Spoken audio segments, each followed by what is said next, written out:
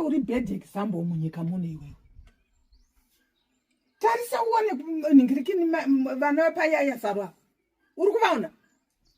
Vanoigira vana mai vavo magroceries, mota dzinouya dzakazara. Asi iwewe doloro. Tasaona ana Chale. Chale anoita zvese. Asi iwewe kana chaunomboratidza iwewe. Wakadzidza nevanhu vakawanda stereke pamainingirini apo pamhiri perodha. Asi iwewe hauna kana pamadha kudhila. Hauna chaunoundia nacho. Kana wanwa zvimadhiringi izvozvo izvi waenda ikoko nevarume vanhu apo. Uchinopiwa zvimadhiringi izvozvo ndonwa dhiringi reni. Ye?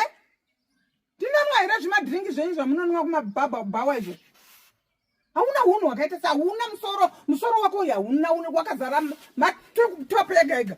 Munondifananidza nevamwe vana vose vemuraini muno. Imakaenzana naStrive masi wasagara vatombotaura. Wati? Wait.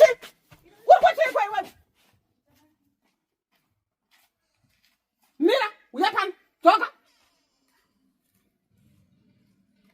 Mwana anonyadzisa.